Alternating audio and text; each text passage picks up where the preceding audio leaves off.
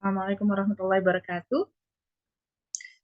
Mohon maaf ya hari ini jadinya online karena memang sebenarnya saya udah nggak sakit, cuma karena sampai hampir subuh tadi masih migrain, jadi saya agak-agak khawatir kalau jalan nanti uh, apa drop lagi. Terus kalau kalau pusing kan udah susah ya, udah oleng. Jadi mohon maaf, teman-teman juga baru saya kabarin tadi pagi. Jadi mudah-mudahan tidak memberatkan dengan Zoom ini.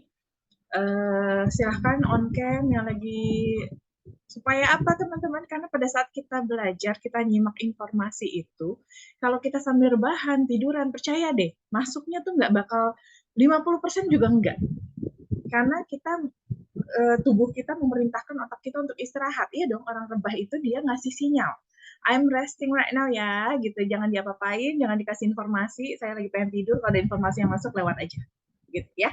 Itu kenapa teman-teman kalau on cam uh, mungkin tidak se apa ya, tidak seefektif pada saat kita offline ya, cuma paling tidak itu bikin otak kita agak alert, agak waspada bahwa kita ini lagi mau nerima informasi gitu. Jadi ini juga sebenarnya buat bantu teman-teman juga. Jadi nanti pada saat sudah dengar suara saya lah separuh gitu ya, dengar penjelasannya, lihat visualnya, jadi teman-teman bisa paling tidak 50% udah dapet, selebihnya lagi pemahamannya teman-teman dengan cara baca sendiri gitu ya.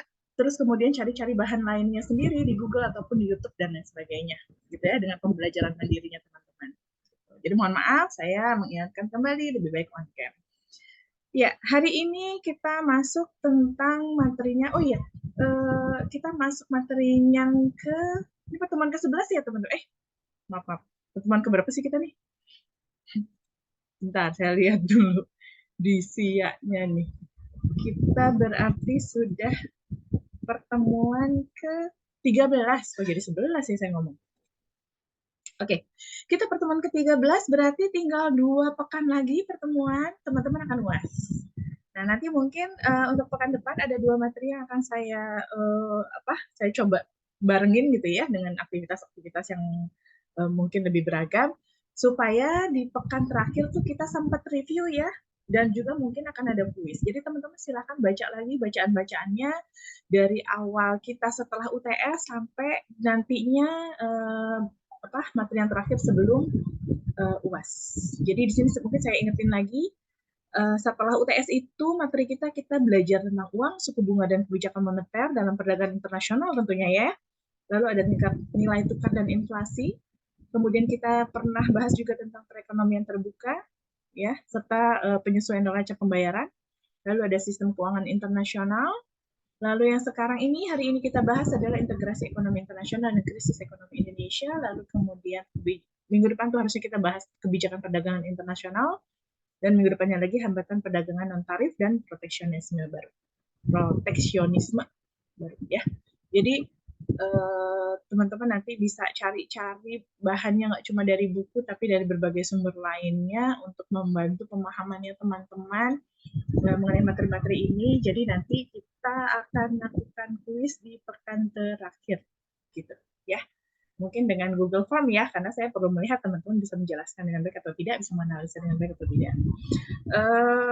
Nantinya supaya pada saat teman-teman menjalankan kuis sih, saya harapannya adalah teman-teman nggak lihat buku lagi. Jadi udah dicicil dari sekarang. Fungsinya buat apa? Ya buat latihan gitu. Kalau misalkan pada saat mengerjakan kuis aja mentok gitu ya, bingung jawabnya gimana, jadi itu juga warning bahwa teman-teman mungkin perlu lebih bersiap-siap lagi untuk UASnya. Ya. Oke. Absen nanti mungkin saya saya presensi saya isi di tengah-tengah ya, karena ini kayaknya belum semuanya hadir. Kita share screen dulu. Ya, buka tugas. Oke. Udah siap semuanya? Ya. Hari ini ya kita bicara soal integrasi ekonomi internasional dan dampaknya pada perekonomian Indonesia. Sebentar, saya mau gedein ini dulu sih. Sama. Bentar ya.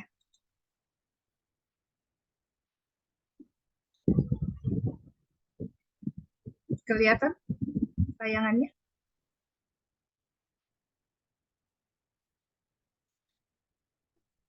Sudah terlihat belum? Ada yang bisa respon? Sudah, Bu. Sudah, Bu. Soalnya laptop saya lagi tambah lemot nih kayaknya. Terlalu banyak yang disimpan di laptop ini. Ya, masuk ya. Apa sih integrasi ekonomi? Tentunya integrasi ekonomi internasional ya yang kita maksud. Integrasi ekonomi ini merujuk pada proses penggabungan dan penyatuan kegiatan ekonomi antara dua atau lebih negara, ya, atau wilayah geografis yang berbeda. Jadi, bagaimana negara-negara ini kemudian bisa bersatu bergabung? Biasanya sih ada di satu wilayah yang dekat-dekat ya, misalnya kayak ASEAN, gitu ya. Dua atau lebih negara atau wilayah geografisnya berbeda-beda, dan kemudian hal ini melibatkan pembentukan ikatan yang lebih erat antara negara-negara atau wilayah-wilayah tersebut dengan tujuan tentunya ya meningkatkan kerjasama ekonomi.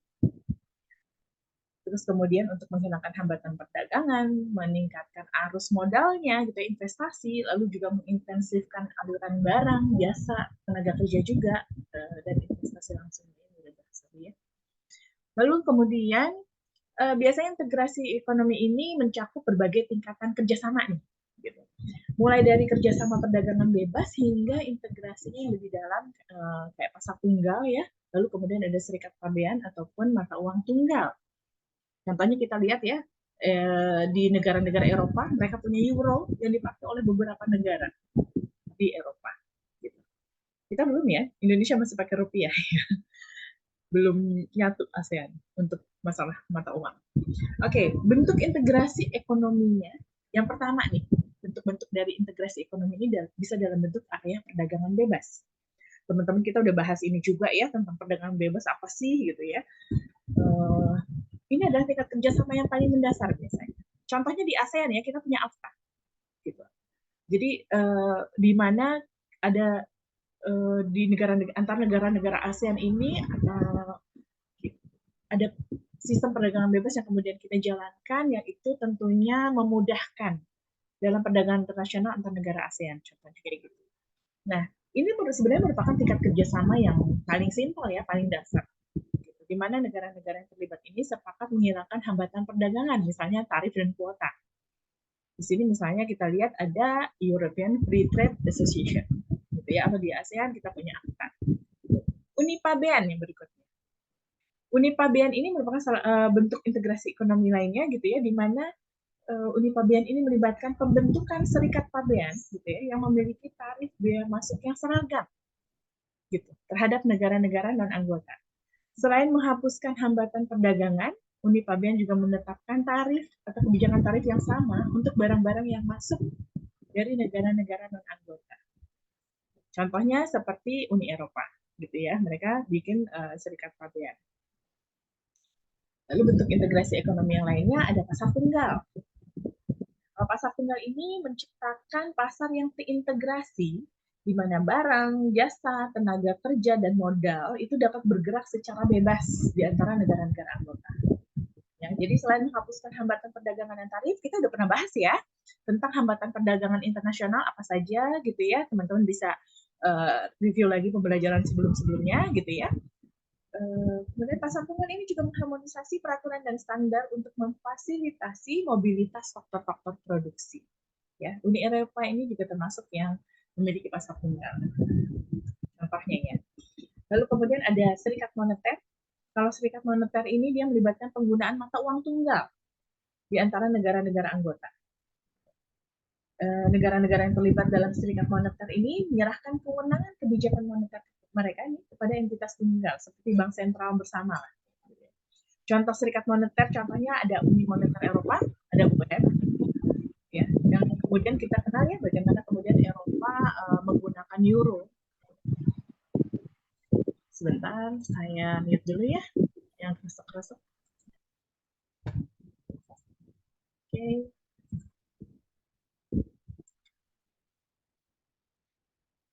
Oke. Contohnya Eropa tadi ya, menggunakan euro. Walaupun nggak semua negara Eropa kemudian mau menggunakan euro, gitu ya, kayak kita kenal atau kita simak pada awal-awal ini akan diresmikan gitu ya, euro akan digunakan oleh beberapa negara Eropa oleh tapi kemudian Inggris belum mau gitu ya, karena mereka nilai tukar mata uang pound sterlingnya lebih tinggi, sehingga mereka tetap ingin memakai pound sterling. Jadi ini pun sebenarnya tidak dipaksakan, tapi memang diharapkan dengan adanya mata uang tunggal ini, negara-negara yang berada di wilayah tersebut secara ekonominya lebih kuat. Contohnya seperti itu, terutama dalam nilai tukar mata uangnya ya. Apa sih tujuannya nih integrasi ekonomi? Kenapa sih perlu gitu ya dilakukan?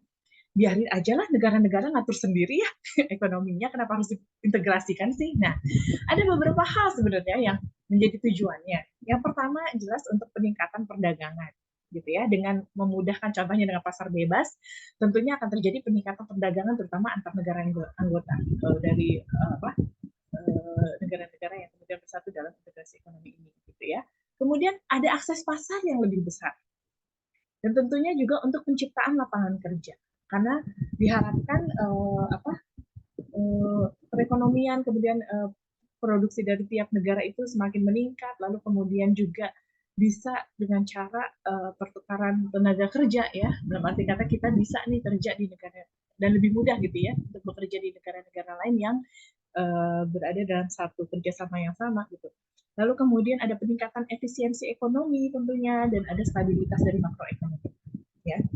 Jadi integrasi ekonomi ini bisa memberikan manfaat ekonomi dan politik teman-teman, karena kayak tadi dijelasin bahwa yang namanya sama-sama punya kerjasama yang lebih dalam antara beberapa negara tertentu, itu juga akan membuat mereka memiliki keakraban atau kedekatan yang lebih gitu ya, ketimbang hubungan diplomatisnya dengan negara-negara yang lain yang tidak bekerja secara bersama gitu. Tentunya akan jadi kekuatan politik juga untuk negara-negara ini gitu ya. Lalu kemudian yang harus diingat juga bahwa dengan adanya manfaat-manfaat ini tentunya juga akan ada kewajiban yang kemudian harus dijalankan oleh tiap-tiap negara anggota. Dan tentunya juga ada kompromi-kompromi ya yang harus dilakukan dalam hal kebijakan ekonomi, karena ini pada akhirnya harus berusaha menguntungkan semua negara gitu ya. Mau tidak mau harus ada komprominya juga. Nah, apa sih faktor-faktor yang dapat mendorong nih integrasi ekonomi antar negara atau wilayah? Yang pertama, tadi udah sempat saya sebut ya beberapa tujuannya, jadi ini juga termasuk hal-hal yang mendorong integrasi ekonomi antar negara. Yang pertama ada keuntungan perdagangan. Ya. Jadi bagaimana kemudian integrasi ekonomi ini dilakukan oleh negara-negara, karena mereka melihat bagaimana manfaat dari perdagangan bebas ini. Ya, apalagi dengan dihilangkannya hambatan-hambatan atau barrier dalam perdagangan bebas antar negara anggota. Sehingga ini juga memudahkan. Ya, sama mungkin kayak kita pernah bahas ya, bagaimana teman-teman mungkin bisa pakai e-commerce dari negara lain tapi ongkirnya tetap murah, kemudian tidak ada pajak ataupun tidak ada hal yang memberatkan di sana, harga-harga kita bisa dapetin juga secara murah, barang kita juga bisa dikirim ke luar negeri gitu ya, dengan tidak ada hambatan-hambatan, baik harus kemudian ongkirnya lebih mahal, biaya masuk ke sebuah negara jadi lebih mahal dan lain-lain. Tentunya ini akan lebih mudah bila kita lakukan dengan negara-negara yang memiliki perjanjian perdagangan bebas gitu ya dengan Indonesia. Nah, berikutnya teman-teman, jadi dengan integrasi ekonomi ini dapat meningkatkan akses pasar bagi produk dan jasa dan memungkinkan perusahaan untuk mencapai skala ekonomi yang lebih besar ya, dan meningkatkan efisiensi dari produksi yang dilakukan tiap negara.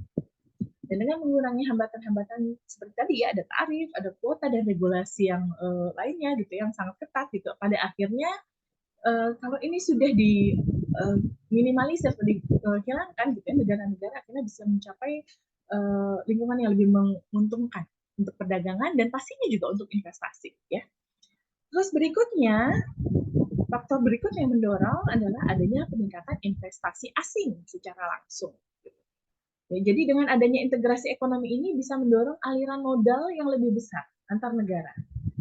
Jadi negara-negara yang bekerjasama tentunya akan saling berusaha menciptakan iklim investasi yang lebih menarik, gitu ya, dengan menghilangkan hambatan investasi.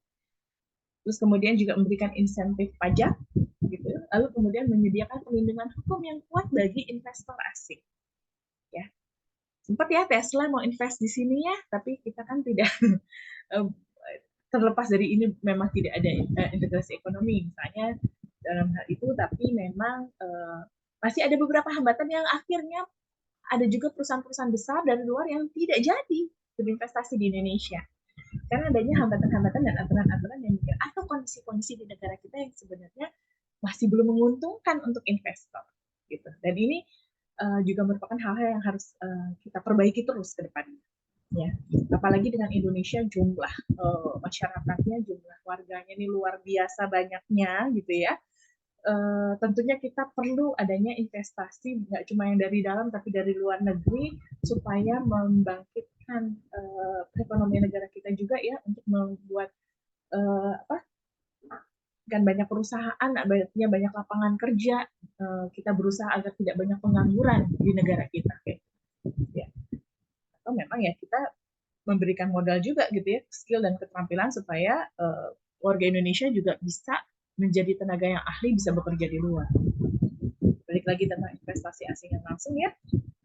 Di sini dalam konteks integrasi ekonomi yang lebih dalam, maka investor asing akan dapat melihat keuntungan dari akses yang lebih mudah ke pasar yang lebih besar. Kalau teman-teman juga belajar tentang wawasan Nusantara gitu ya, tentang kewarganegaraan, bagaimana di situ dibahas tentang kondisi geopolitik Indonesia. Secara geografis pun kita strategis, lalu kemudian secara politik juga strategis ya, dari segi perdagangan, perlintasan perdagangan maksudnya, lalu kemudian juga dari segi politik ya, kita juga negara yang cukup stabil gitu. Itu kenapa kita sebenarnya merupakan salah satu negara yang sangat menarik untuk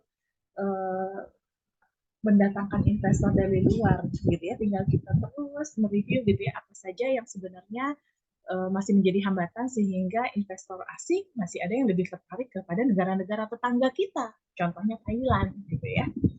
Nah, lanjut teman-teman. Nah, sebentar saya potong-potong ya videonya.